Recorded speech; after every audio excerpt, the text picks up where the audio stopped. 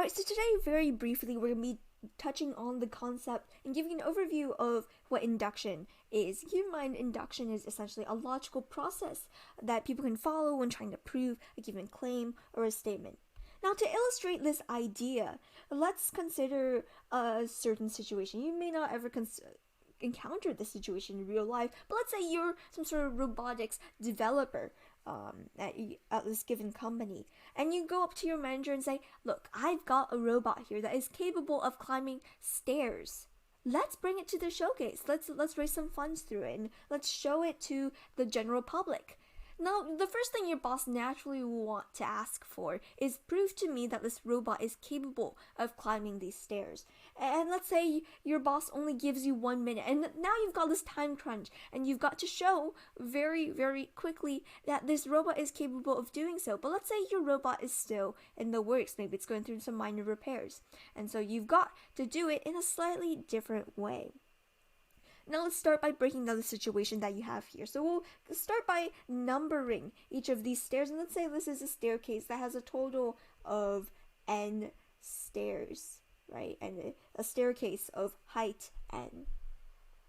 And so we just need to show in that 1 minute that something is possible. Now let's say you're capable of making any assumption out there, any assumption except for your initial claim that's capable of climbing n stairs, and any claim that can help you will be extremely helpful right here. So let's say your claim is that the robot is capable of climbing n-1 stairs, and all of a sudden all you have left to prove is that it can climb that one single step between n-1 and n, and it can climb that entire staircase.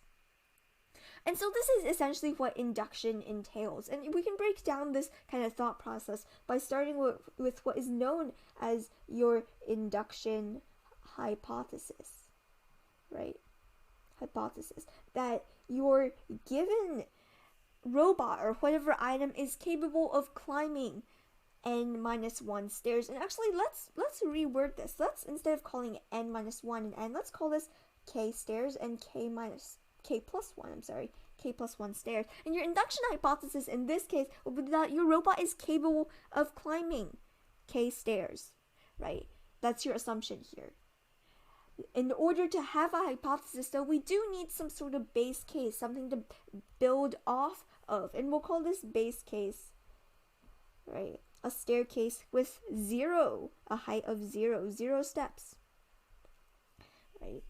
And clearly, because there are no steps to climb and there is absolutely no staircase, your robot is perfectly capable of achieving that. And so all you have left to prove, and all that we have left to prove, is what is known as the induction statement. And this induction statement basically says, all right, let's take our induction hypothesis, right? And it basically says, we take our induction hypothesis, and from there, we want to show that it is capable of climbing that plus 1 step. And let's say we've proven that it can climb a single step, and all of a sudden, this is all done. We are perfectly fine because we've just shown to your boss that it is capable of climbing those n steps, that k plus 1 step of whatever we have in mind. And if you're a little bit confused, that is perfectly okay. Let's break it down, right? And so in this case, your induction hypothesis, we'll start with your base case. And so if it can climb 0 steps, right? If it can climb 0 steps, quite clearly, based on your induction statement that we've supposedly proven at this point, it's capable of climbing 1 step. And that is an okay item, 1 step. Now, because we've just proven that it can climb 1 step, let's loop back. Let's cycle back to your induction hypothesis. And because we know that it can climb 1 step, let k be equal to 1. Right, and going back once again to our induction statement, we've just shown k plus 1, so that's 1 plus 1, 2 steps is perfectly okay.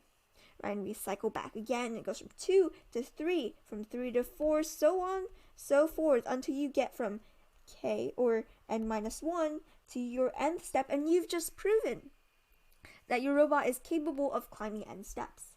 And long story short, this is precisely how induction works. Of course, it may not always be going up by increments of 1. It might be in slightly different levels, might be in a slightly different way, depending on precisely what your scenario entails. However, that is the general concept of induction. And of course, recursive algorithms, if you've ever encountered maybe like a recursive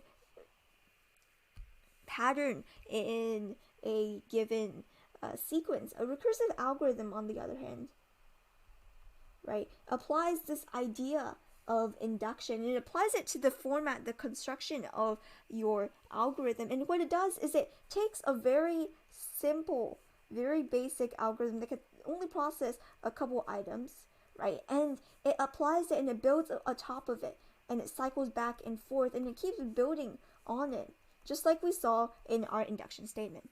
Alright, so that wraps up our brief overview of induction and just lightly touching on recursive algorithms.